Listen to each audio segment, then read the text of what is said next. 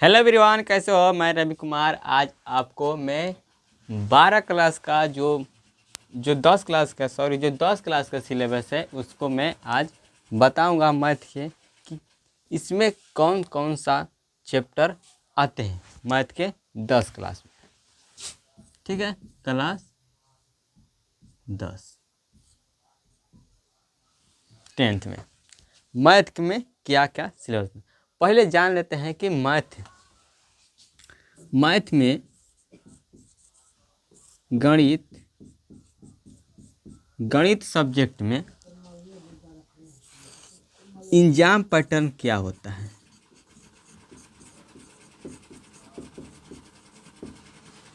Exam pattern इसका क्या है? मैथ में एग्जाम पैटर्न क्या है? तो एग्जाम पैटर्न यही है मैथ में कि मैथ को हम दो भागों में बांटे हैं। पहला आप बांटे हैं सब्जेक्टिव, दूसरा बांटे हैं ऑब्जेक्टिव। अब सब्जेक्टिव की बात करें, हम सब्जेक्टिव से पहले हम ऑब्जेक्टिव की बात करें। जो आपके परीक्षा में पूछे जाएंगे वो आपसे अभी तक 2026 तक 100 गो ऑब्जेक्टिव पूछे हैं। कितने? 100 गो ऑब्जेक्टिव पूछे हैं। 100 गो ऑब्जेक्टिव में आपको 50 गो गोला में रंगना है। कितने रंगना है?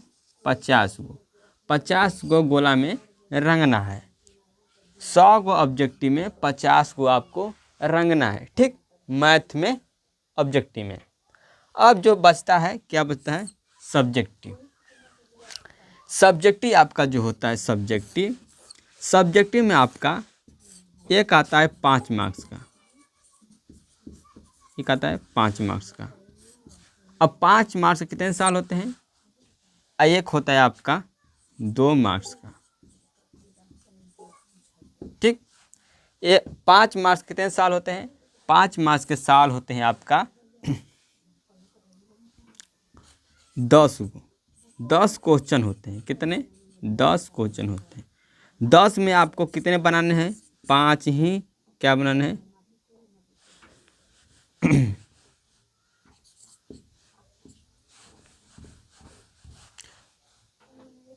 सॉरी, इसमें कितने हैं? 8 होते हैं। 8 यहाँ से प्रश्न होते हैं और 30 यहाँ से होते हैं। ठीक, तो इसमें से आपको कितना बनाना है? यहाँ बनाना है आपको 20 नंबर का। यहाँ बनाना है 20 गो। 8 प्रश्न में आपको 4 प्रश्न का उत्तर देना है। कितने प्रश्न का? 4 प्रश्नों का उत्तर देना है। एक प्रश्न कितना है? एक प्रश्न है 5 नंबर का। ठीक, यहाँ पर समझिए कि जो 5 मार्क्स का होता है, क्या होता है? सब्जेक्टिव 5 मार्क्स का। एक होता है 2 मार्क्स का। 5 अंक का होता है, 2 अंक का होता है। 5 अंक का जो होता है क्वेश्चन की संख्या कितना होता है? 8। 8 प्रश्न होंगे। 5 नंबर वाला 8 प्रश्न होंगे। 8 प्रश्न में आपको 4 प्रश्न का उत्तर देना है। 4 प्रश्न का उत्तर देना है। एक प्रश्न आपका 5 नंबर का होता है, तो 4 प्रश्न आपका कितने नंबर का होगा? 20 नंबर का होगा। ये तो आपका 5 नंबर अंक का हुआ। अब ये जो 2 अंक के नंबर है, 2 अंक और 2 अंक का जो नंबर है, इसमें आपको सवाल की संख्या, प्रश्न की संख्या क्या होता है? 30 गो होता है। क्या होता है? 30 गो आपको क्या होता है? क्वेश्चन होता है। 30 क्वेश्चन होता है। अब 30 क्वेश्चन में आपको कितना बनाना है? तो आपको 15 गो का आंसर देना है। क्या देना? आंसर देना। 15 गो क्या प्रश्न का आंसर देना। और एक क्वेश्चन आपका होता है 2 नंबर का। तो 15 गो क्वेश्चन कितना हुआ? 30 नंबर का। तो यहाँ से आपका 30 नंबर, 20 नंबर, यहाँ पर आपका सब्जेक्टिव हुआ कितने नंबर का? 50 नंबर का, और ऑब्जेक्टिव हुआ 50 नंबर। टोटल आपका होता है 100 मार्क्स का होता है मैथ। अगर आप एक ऑब्जेक्टिव सही करते हैं तो आपको 1 नंबर मिलता है। अगर आप सब्जेक्टिव आप 5 अंक का 4 गो बनाते हैं, 5 अंक का 4 गो बनाते हैं, तो आपको 20 नंबर मिलेगा। अब 2 अंक का 15 को बनाएंगे तो आपको क्या 30 नंबर मिला था। तो यहाँ से 20 नंबर 30 नंबर 50 नंबर, तो सब्जेक्टिव आपका 50 नंबर हो गया, ऑब्जेक्टिव भी 50 नंबर हो गया। दोनों को जोड़ देंगे तो कितना हो जाएगा, 100 अंक का हमारा क्या होगा, एग्जाम पैटर्न होगा। 2026 तक यह चल रहा है। ठीक है, जब से यह कोरोना आया है तब से क्या है, जो क्वेश्चन है उनकी संख्या क्या कर दिया गया है, डबल कर दिया गया है। क्या कर दिया है, डबल कर दिया है। एक रुपये एक क्वेश्चन फ्री है। ठीक है, 1 रुपये एक क्वेश्चन फ्री है। तो अब तो ऑब्जेक्टिव तो आप 100 में 50 को मार देंगे, और सब्जेक्टिव में आपको यहाँ पर आराम से मार देंगे, 4 को यहाँ से बना देंगे, 15 को यहाँ से बना देंगे, तो आपका हो जाएगा। और टाइम कितना रहेगा, टाइम आपको मिलेगा 3 घंटा। 3 घंटे का टाइम मिलता है। ठीक है, 3 घंटे में आपको बनाना होता है।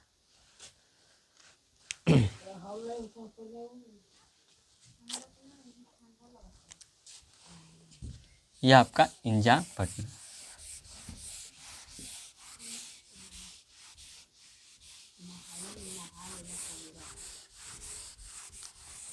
इसमें प्रैक्टिकल मैथ में नहीं होता है। ठीक है, अब जो इसका सब्जेक्ट है, जो इसका विषय, जो सब्जेक्ट है, इसका क्या है, पार्ट है, चैप्टर है। तो पहला चैप्टर है आपका वास्तविक संख्या। क्या है पहला चैप्टर, वास्तविक संख्या है, जिससे हम कहते हैं इंग्लिश में रियल नंबर्स। क्या कहते हैं, रियल नंबर्स कहते हैं। दूसरा आपका चैप्टर है बहुपद। क्या है, बहुपद, जिसे हम कहते हैं पोलिनिमिकल जो होता है।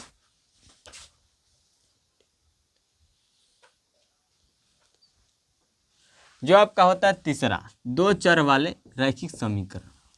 2 चर वाले रैखिक समीकरण होते हैं। ठीक है, 2 चर वाले रैखिक समीकरण युग। चौथा आपका चैप्टर होते हैं द्विघात समीकरण होता है, क्वाड्रेटिक इक्वेशन। पांचवा होता है आपका समांतर श्रेणी, जिसे हम एपी के नाम से भी जानते हैं। क्या, एपी के नाम से भी जानते हैं, अर्थमेटिक प्रोग्रेशन। ठीक है, छठवां नंबर आपका चैप्टर है जो त्रिभुज, जिसे हम कहते हैं ट्रायंगल्स। इसमें आपको त्रिभुज इस तरह से पढ़ना है, इसका क्षेत्रफल ज्ञात करना है। ठीक है, जो आपका 7वां है निर्देशांक ज्यामिति, कोऑर्डिनेटिंग ज्योमेट्री। ठीक है, 8वां चैप्टर है आपका त्रिकोणमिति का परिचय, इंट्रोडक्शन टू ट्रायगोनोमेट्री। इसमें त्रिकोणमिति का परिचय भी हमको पढ़ना है।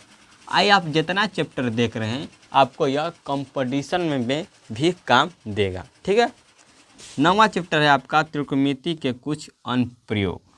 त्रिकोणमिति के कुछ अनुप्रयोग। 10वां है आपका वृत्त, सर्कल के बारे में आपको पढ़ना है। और 11वां है आपका रचना।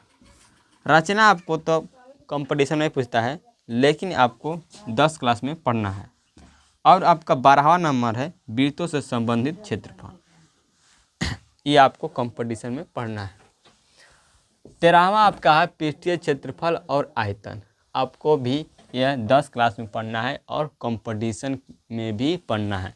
तो आप अभी से इसे अच्छी तरह से पढ़ेंगे तो कंपटीशन में आप अच्छे मार्क्स लाएंगे, अब आपका जल्दी नौकरी लगेगा। ठीक है, जो होता है आपका सांख्यिकी जो स्टैटिस्टिक्स, ये भी आपको क्या 10 क्लास में पढ़ना है, कंपटीशन भी पढ़ना है। यह होता है प्रवृत्ता, प्रोबेबिलिटी, ये भी आपको कंपटीशन और 10 क्लास दोनों में पढ़ना है। इसमें आपको मैं इम्पोर्टेंट चैप्टर की बात करूं तो इसमें आपका इम्पोर्टेंट चैप्टर होता है, जिसमें आपको क्या करना है। पहला आपका होता है द्विघात समीकरण, जिसमें आपको 5 नंबर का ग्राफ मिलता है। उसके बाद आपका आता है त्रिभुज में आपको मिलता है 5 नंबर। उसके बाद आता है यहाँ पर आता है 13 नंबर पृष्ठीय क्षेत्रफल और आयतन, 5 नंबर का आता है। फिर यहाँ से आता है सांख्यिकी से 5 नंबर आता है। फिर प्रोबेबिलिटी से आपका आता है जो समांतर श्रेणी है, इसमें आपको कम ही 5 नंबर के देखने को मिलता है। यह सब क्या होते हैं, वास्तविक संख्या। इसमें ऑब्जेक्टिव आते हैं ज़्यादा, 2 नंबरिया आते हैं। ठीक है, जो 2 चर वाले रैखिक समीकरण है इसमें 2 नंबर के आते हैं। ठीक है, ऑब्जेक्टिव आते हैं, समांतर श्रेणी में ऑब्जेक्टिव आते हैं। ठीक है, और जो आपका यह निर्देशांक ज्यामिति है, इसमें भी क्या होता है, दूरी निकलना होता है, ठीक है, डिस्टेंस निकालना होता है। तो यह भी आपका ऑब्जेक्टिव इसमें आता है, सब 2 नंबर का ऑब्जेक्टिव भी आता, सब्जेक्टिव भी आता है, ठीक है। तो आपका जो 9वां चैप्टर है, ये 9वां चैप्टर में आपका क्या होता है, इसमें 5 नंबर का पूछता है। त्रिकोणमिति का कुछ अनुप्रयोग है, 5 नंबर का आता है। फिर रचना से 5 नंबर का आता है, वृत्त से 5 नंबर का आता है। तो यहाँ पर 5 नंबर वाला चैप्टर कौन कौन हुआ, एक हुआ आपका रचना, एक हुआ वृत्त, एक हुआ त्रिकोणमिति के कुछ अनुप्रयोग, और हुआ यहाँ से त्रिकोणमिति का आपका ऑब्जेक्टिव सब्जेक्टिव। ये आपको जो चैप्टर है यहाँ से यहाँ तक आपका, अगर आप ऊपर से इतना चैप्टर आप पढ़ लेंगे तो आप कम से कम 50% आपका सिलेबस मैथ का कंप्लीट हो जाता है, ठीक है। यहाँ से अब उसके बाद ये बचता है, तो आप यहाँ पर अगर खाली ये वाला पढ़ लेंगे तो आपका 9वां आप अच्छे से इसमें 80+ कर सकते हैं। इसमें आपको कम ही अंक का आता है, ठीक है। तो इम्पोर्टेंट चैप्टर कौन है, यहाँ पर ये वाला है। यहाँ से त्रिभुज 1 2 3 4 5 6 और 7 8 9, इस पर आपको जान लगाना है। या इतने जो चैप्टर हैं इस पर जान लगाना है ताकि आपको अच्छे मार्क्स आ सके। तो हम आज सिलेबस के बारे में जाने हैं। तो आप लोग कमेंट में ज़रूर लिखिएगा कि हम कल से कौन सा चैप्टर पढ़ाना शुरू करें। तो मिलते हैं अगले वीडियो में। जय हिंद, जय भारत।